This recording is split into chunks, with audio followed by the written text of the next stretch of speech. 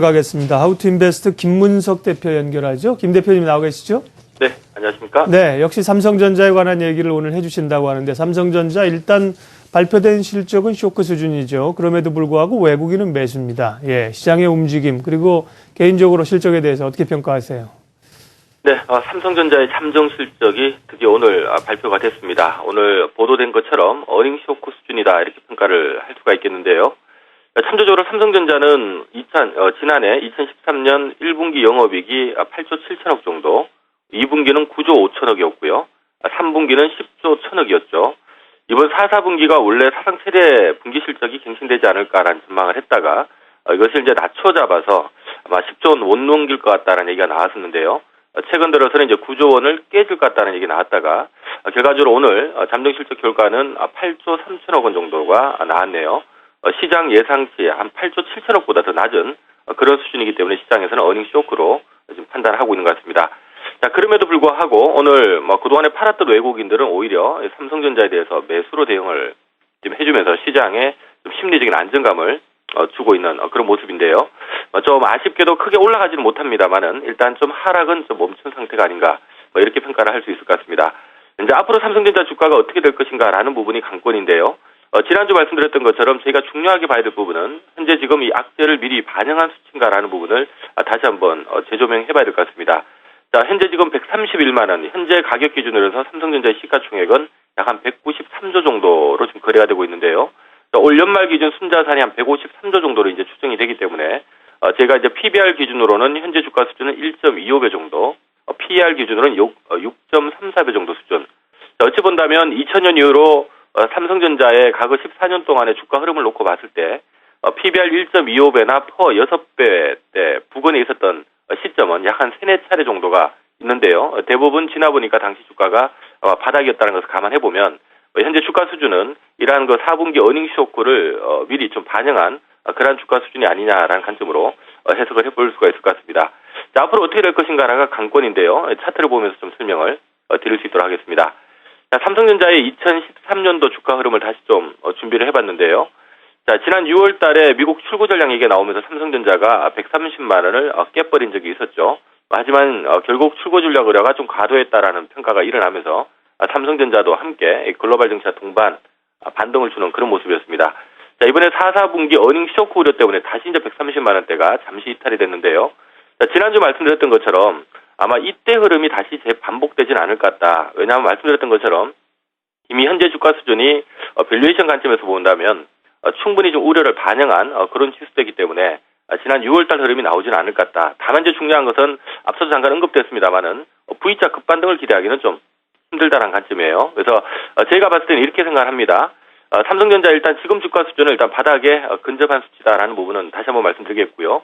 왜냐하면 지금 현재 작년 말 기준 순자산이 153조면 여기에서 30조만 더불어도 183조죠. 이 얘기는 현재 시가총액하고 비슷해지는 수준입니다. 그래서 삼성전자가 앞으로 영업이익 전망치가 다소 좀 둔화되는 모습이 나온다 하더라도 밸류에이션 측면에서 놓고 본다면 지금 주가 수준에서 크게 떨어질 자리는 없을 걸로 보고 있고요. 다만 이제 삼성전자가 우리가 참조해야 될 부분이 왜 지금 이렇게 주가 빠졌나라는 부분은 2011년도에 삼성전자 영업이익이 15조였고요. 2012년도에 29조였죠. 2013년 작년에 결국 36조 8천억을 영업이익을 냈습니다. 가파른 영업이익 성장세가 꺾이는 것이 아닌가라는 우려 때문에 사실 주가가 좀 빠졌다고 봐야 되기 때문에 지금 주가 수준에서는 빠지자니 주가가 이러한 악재를 반영해서 너무 싸다라는 매력이 있고요. 올라가자니 영업이익 성장세가 좀 둔화될 것 같다는 우려가 있습니다. 그래서 요거 두 개가 팽팽하게 맞부닥치면서 1분기는 좀 아쉽습니다만은 좀 박스권 등락이 나올 걸로 예상을 하고 있고요. 다만 이제 저점은 낮추기보다는 좀 높일 수 있는 환경이 나올 수 있을 걸로 보고 있는데 다만 이제 이런 것들이 이제 시간이 지나게 되면 계속적으로 이익을 내고 있는데도 불구하고 주가는 못 가고 있으면 결국 주가가 싸져버리는 현상이 나오겠죠. 결국 저희가 봤을 때는 1분기 이후에 다시 올라가지 않을까. 결국 예전과 같은 주가는 반복될 걸로 저희는 보고 있고요. 다만 1분기 박스권은 좀 염두를 해야 된다. 이렇게 보시는 것이 현명할 것 같습니다. 네, 삼성전자에 대한 밸류에이션 평가와 함께 의견 주셨고요. 예, 관련해서 시장 전반적으로 미치는 영향과 함께 1월을 봤을 때 눈여겨볼 만한 관심 업종, 섹터군은 어떤 게 있겠습니까? 네, 거래소 천여 개 상장 기업 중에 지금 삼성전자가 시가총액 1위 기업이고요. 이 현대차 그룹이 시가총액 10위권 안에 3개 기업이 포진이 돼 있죠. 근데 이제 아이러니하게도 삼성전자와 현대차 그룹이 지금 현재 같은 맥락이라고 보시면 됩니다.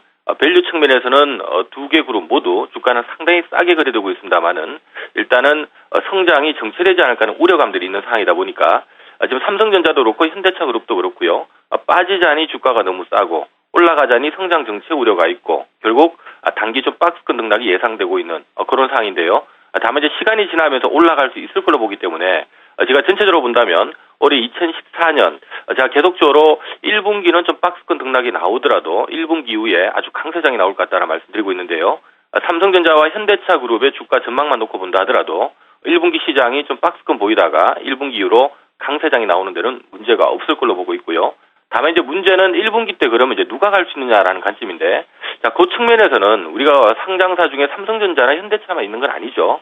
결국 삼성전자나 현대차 그룹의 성장 둔화 우려 때문에 1분기 때 이들 쪽으로 강하게 좀 자금이 이동하기 좀 힘들다면 아마 이 자금이 다른 쪽으로 이동을 할 겁니다.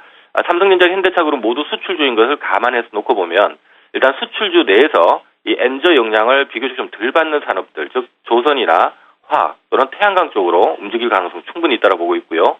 자, 기타 역시 수출주들이 좀 발목이 잡혀 있는 상태이기 때문에 내수주들, 이 금융이나 유통, 화장품 같은 내수주 쪽으로 충분히 순환 흐름이 이어질 것 같아요.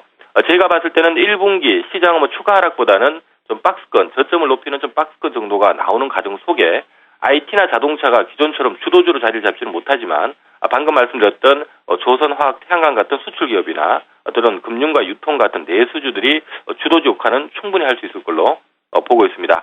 준비된 화면을 통해서 잠깐 좀 설명을 드릴 수 있도록 하겠습니다. 자, 현재 준비된 화면은 거래소를 구성하고 있는 기업들을 시가총액별로 쪼개놓은 건데요. 종목수로는 한 1000여 개 정도 되고요. 산업별로 보면은 한 30개 정도 산업이 되죠. 자, 이 중에서 삼성전자나 이 자동차가 포진되어 있는 쪽이 IT 쪽하고, 즉 전기전자 쪽하고 운송 장비인데요. 워낙 시가총액 비중이 크기 때문에 자, 이쪽 자체가 좀 발목이 붙들려 있는 상태라면 결국 이제 이쪽으로 이동할 수 있는 자금들이 다른 쪽으로 이동을 하겠죠. 수출주를 다 버리고 내수주로 갈 수는 없기 때문에 이 안에서 수출주로 포진되고 있는 게 운송 장비 내에 조선주 쪽이 되겠고요. 두 번째로 볼 수 있는 쪽이 화학주가 됩니다. 그래서 이렇게 놓고 본다면 IT 자동차 쪽으로 쏠림 현상들이 결국은 조선이나 화학주 쪽으로 이동할 가능성이 높기 때문에 올해 시장에서는 1분기 조선과 화학주들이 좀 주목해볼 필요성이 있을 것 같고요. 자, 두 번째는 이제 일부 내수주 쪽으로 이동을 할 건데 내수주 내에서는 등치를 고려할 때 이 금융주 쪽으로 이동할 가능성도 있고요. 역시 또 1월달 설날 효과를 감안할 때 유통주 쪽으로 이동할 가능성도 충분히 있지 않나라는 생각이 듭니다. 지수 자체는 뭐 추가 하락보다는 좀 하방 경직을 잡는 이 저점을 높이는 박스권 등락이 나올 걸로 예상되고 있는 가운데 아마 시장 주도주는 수출주 내에서는 조선과 화학, 또 내수주 쪽에서는 금융이나 유통 쪽에 관심을 1분기에 좀 가져보는 전략이 바람직하지 않나는 생각입니다. 홀짝 박사의 모멘텀 투자 하우투인베스트 김문석 대표와 함께했습니다. 고맙습니다. 네, 고맙습니다.